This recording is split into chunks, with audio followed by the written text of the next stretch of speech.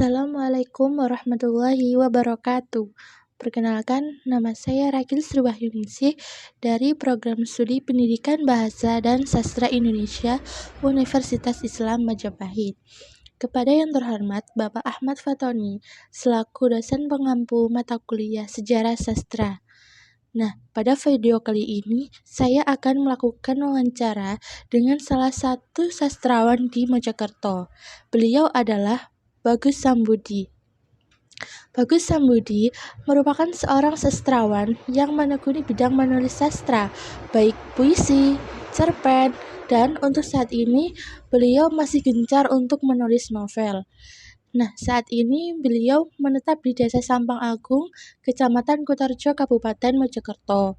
Bagus Sambudi mulai menulis sejak tahun 2009 dan mulai aktif menulis ketika bergabung di Komunitas Arek Japan atau KAJ pada tahun 2014. Nah, penasaran kan bagaimana wawancara dan bincang-bincang kami? Kalau begitu, simak video kali ini sampai habis. Assalamualaikum warahmatullahi wabarakatuh. Saya Ragil Sriwahyuningsih. Pada kesempatan kali ini, saya dengan Mas Bagus Sambudi akan berbincang-bincang mengenai sejarah sastra di Mojokerto. Nah, sebelum kita membahas tema itu, alangkah baiknya Mas Bagus menjelaskan sejak kapan sih Mas Bagus ini tertarik dengan dunia kepenulisan? Ya, sebelum saya menjawab pertanyaannya Mbak Ragil yang tadi itu ya, saya akan memperkenalkan diri saya terlebih dahulu. Nama saya Bagus Sambudi. Saya kebetulan disebut penulis. Ya kebetulan saja, soalnya untuk saya pribadi saya nggak pede bila kata penulis itu disandingkan dengan nama saya, karena bagaimanapun saya belum pantas disebut sebagai penulis. Meskipun rutinitas saya tetap menjadi seorang penulis, tapi ya ada perasaan kagok gitu ketika saya disebut sebagai penulis. Tapi nggak apa-apa lah, karena saya juga sering berpartisipasi di kegiatan kepenulisan. Saya juga sering hadir di kegiatan yang ada hubungannya dengan kegiatan sastra di Mojokerto. Jadi saya tertarik dengan dunia kepenulisan itu sejak 2012. Pada waktu itu ada salah seorang teman yang mengenalkan saya dengan dunia kepenulisan. Pada waktu itu puisi, karya-karya yang diperkenalkan. Jadi begitu Pak. Jadi pada tahun itu saya masih bekerja di Surabaya. Waktu itu teman saya ini iseng-iseng menyodori saya sebuah karya, yaitu puisi. Terus dia bilang, apakah kamu tidak tertarik menulis? Pada waktu itu saya kerja sebagai seorang pelaut ya. Terus dia menimpali gini, profesi kamu ini sebenarnya menarik ketika kamu bisa memanfaatkan suasana yang ada di lautan yang sepi, yang begitu tenang. Meskipun pada waktu itu saya sempat beberapa kali menolak gitu. Soalnya kan laut nggak selamanya sepi. Laut ada badai, laut ada kalanya, dan saya kerja loh, itu konteksnya saya kerja. Jadi ya nggak sesepi yang dibayangkan teman saya itu tentunya. Soalnya teman saya yang ngajak itu dia bukan pelaut ya. Tapi saya mengapresiasi ajakan tersebut. Terus saya iseng-iseng nulis. Terus tulisan saya itu saya kirimkan ke dia, terus katanya, menarik, tulisan kamu cukup menarik. Lah pada waktu itu tulisan saya masuk ke dalam jurnal Lembah Biru. Dan teman saya itu adalah Pak Fatoni. Teman saya itu Pak Fatoni. Jadi saya cukup dekat dengan Pak Fatoni memang dari awal.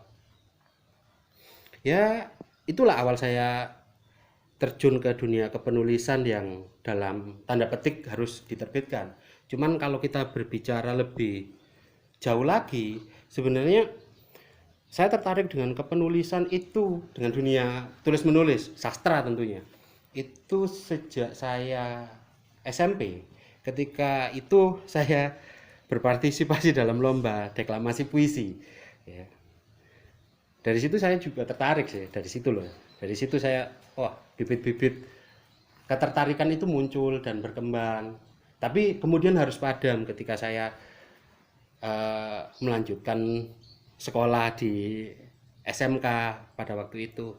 Soalnya kan SMK ya kita sama-sama tahu SMK kan sekolah yang fokusnya itu di jurusan permesinan.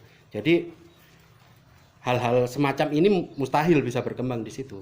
Meskipun saya tidak membunuh keinginan saya untuk menulis, beberapa kali saya tetap menuliskan beberapa tulisan saya yang saya muat di mading. Kemudian dari situ saya mendapatkan beberapa apresiasi dari teman, tapi hanya sebatas itu. Kemudian saya melanjutkan sekolah di sekolah kelautan, kemudian akhirnya sampai menjadi seorang pelaut. Ya saya tidak berharap lebih untuk menjadi seorang penulis. Saya tidak punya harapan akan menjadi seorang penulis yang bagaimana, itu nggak ada harapan. Cuman ya sampai sekarang alhamdulillah masih berproses untuk menulis. Ya, lantas alasan terkuatnya Mas Bagus ini untuk menulis itu apa? Motivasi terkuat gitu. Waduh, kalau motivasi ini apa ya? Mungkin nggak itu ya. Kalau untuk saat ini mungkin saya bisa dengan sok-sokan menjawab bahwasanya nggak harus ada motivasi. Soalnya ketika kita memutuskan sebagai seorang penulis, kita harus ya seperti yang kita omongkan tadi sebelum wawancara ini, bahwasanya ketika kita sudah memutuskan untuk menjadi seorang penulis dan serius menulis, ya ada atau tidak adanya motivasi sebagai penulis, kita harus tetap nulis. Soalnya kan kita sudah memutuskan itu. Apakah motivasi kita itu nanti berpengaruh terhadap tulisannya, itu persoalan lain tentunya. Tapi paling tidak kalau motivasi terbesar ya pertama untuk cari uang lah ya, diakui atau tidak harus itu motivasinya. Tapi kan ya nggak melulu soal uang, ini masalah passion, masalah kesenangan juga, masalah hobi. Jadi kalau ditanya apa motivasi terbesarnya,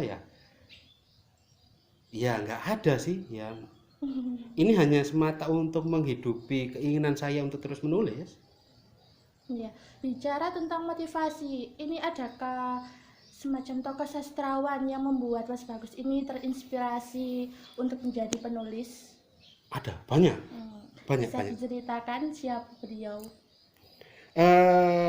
Mungkin kalau tokoh penulis yang berpengaruh terhadap keputusan saya sehingga saya memutuskan untuk menjadi penulis, itu bisa dibagi menjadi dua, yaitu yang dekat dengan diri saya dan yang jauh dari diri saya. Yang dekat itu otomatis yang bersinggungan langsung dengan saya. Terus kalau yang jauh itu ya yang mempengaruhi secara literatur, jadi secara karya. Jadi saya membaca karyanya, terus saya tertarik untuk menulis.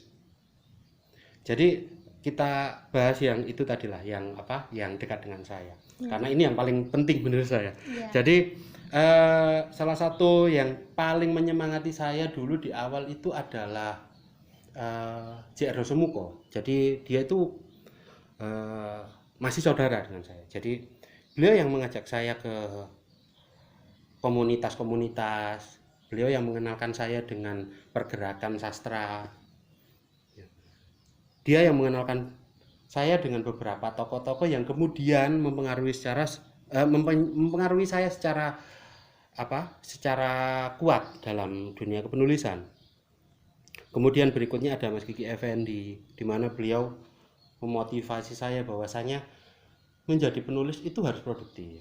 Menjadi penulis itu ya berkarya, ayo berkarya sebanyak mungkin gitu.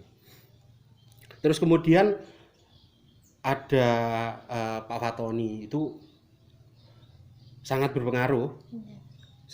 sangat berpengaruh dalam perkembangan dunia kepenulisan saya. Terus kemudian ada Mas Dadang. Mas Dadang, ya itu tadi, Mas Dadang saya akui sebagai mentor saya.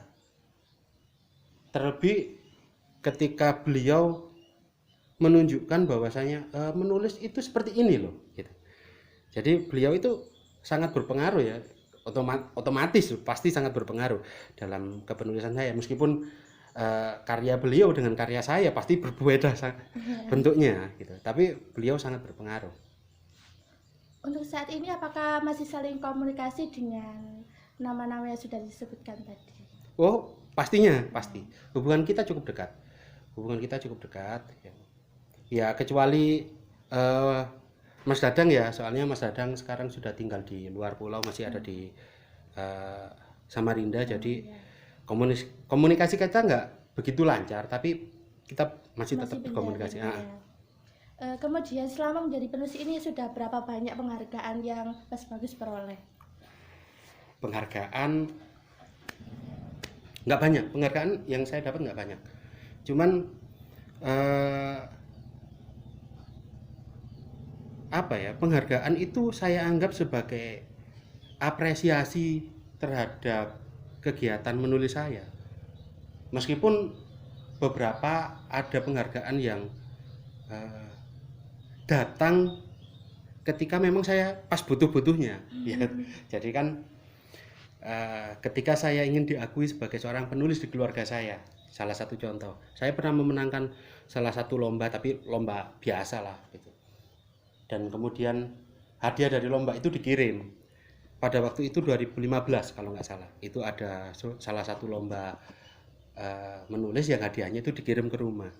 Dan itu salah satu hadiah yang melegitimasi saya sebagai seorang penulis dalam sudut pandang orang-orang rumah saya. Jadi pada waktu itu penghargaan itu cukup berkesan untuk saya. Meskipun ya diakui atau tidak itu tidak begitu bergengsi sebenarnya penghargaannya. Soalnya kan saya belum pernah mendapatkan penghargaan yang spektakuler kayak apa gitu, memenangkan sayembara apa gitu, belum pernah. Tapi paling tidak saya pernah ditolong oleh salah satu penghargaan yang akhirnya melegitimasi saya sebagai seorang penulis dalam kacamata keluarga saya gitu. Nah, selama ini apakah Mas Bagus pernah seperti mengikuti kegiatan kesusastraan di Mojokerto ini? Oh, pernah. Saya terlibat dalam sebuah kegiatan rutin pada waktu itu, terminal sastra yang cukup rutin. Satu bulan bisa dua kali perhelatan acaranya itu bisa sampai 2 kali. Jadi pada waktu itu Mojokerto sedang tumbuh-tumbuhnya secara kegiatan kesusastraan pada khususnya. Jadi pada waktu itu saya terlibat di situ bersama Pak Indra T. Kurniawan selaku pendukung acaranya, dan juga teman-teman, ada Mas Asrori, ada Mas Andra, dan ada Mas Dadang juga tentunya waktu itu masih belum ada di Kalimantan. Nah, apakah kegiatan itu masih berjalan sampai saat ini? Wah, untuk kegiatan itu alhamdulillahnya untuk saat ini masih diupayakan untuk berjalan ya. Diakui atau tidak, sekarang masih mati suri. Tapi saya berusaha untuk menghidupkannya kembali. Saya masih berusaha. Entah kapan saya bisa menghidupkannya kembali, entah sampai kapan saya nggak tahu. Ya, selama menjadi penulis ini kesulitan-kesulitan apa sih yang dialami Mas Bagus? Kesulitan apa ya? Banyak, kesulitan cukup banyak. Cuman yang paling terasa mungkin kesulitan untuk menjelaskan apa sih profesi penulis itu kepada orang-orang di sekitar saya. Mungkin itu kesulitan terbesarnya. Soalnya kan yang lain bekerja di perusahaan, ada yang ke sawah, ada yang apa gitu, profesinya kan jelas mereka. Sedangkan saya kan hanya di rumah, diem di kamar, gitu. Paling keluar ngopi, terus pulang lagi, terus nggak keluar beberapa hari gitu. Jadi mungkin itu kesulitan. Selain kesulitan berikutnya tentunya yaitu menerbitkan karya. Menerbitkan karya tentunya itu menjadi masalah lagi. Tapi bagi saya itu bukan bukan kesulitan yang cukup berarti, karena menurut saya sebagai penulis hal-hal semacam publikasi, penerbitan itu bukan hal yang yang harus kita libatkan di awal. Itu hal yang harus kita pikirkan belakangan. Jadi ya fokus di nulisnya aja dulu gitu, menurut saya ya. Ya, setelah sekian lama mengikuti dunia sastra ini di Mojokerto, mungkin bisa diceritakan bagaimana sih sejarah sastra di Mojokerto menurut sudut pandang Mas Bagus? Waduh, sejarah ya, sejarah mungkin saya terbilang baru ya kalau di dunia kesusastraan Mojokerto. Masih banyak tokoh-tokoh lain seperti Cak Etek, Suyitno Etek, ada Cak Kamin, ya. Terus ada Mas Anjra mungkin, meskipun Mas Anjra dulu lebih banyak berkegiatan di Mojokerto, tapi mereka mungkin lebih tahu banyak. Tapi paling tidak menurut sudut pandang saya saya bisa menjelaskan sejarah di Mojokerto itu cukup mungkin satu kalimat yang saya kutip dari penjelasan dari esai yang pernah ditulis oleh Mas Dadang adalah, kita secara khusus itu di Mojokerto terpisah antar generasi ke generasi berikutnya. Jadi dulu itu Mojokerto punya sejarah yang cukup bagus ya untuk dunia kesusastraan, di mana di situ ada Bu Ismania Sita, ada Pak Mak Arifin. Tapi hal itu tidak berlanjut ke generasi-generasi berikutnya. Jadi ada renggang antar generasi yang cukup kompleks.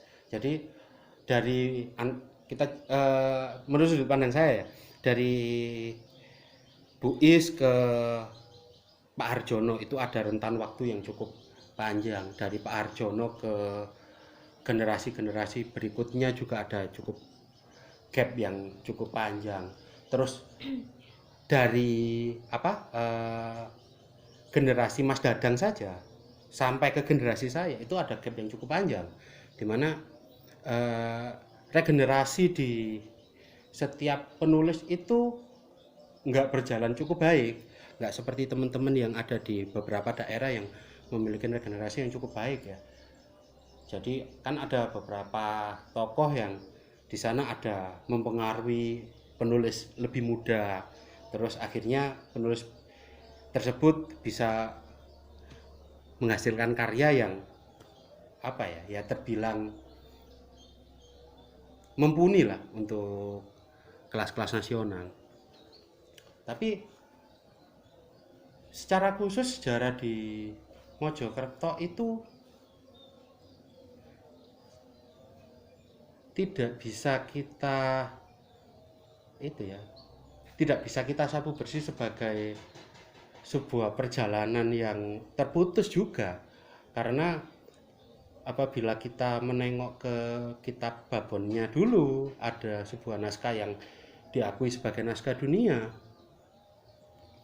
Seharusnya itu bisa menjadi pemicu bagi generasi-generasi berikutnya,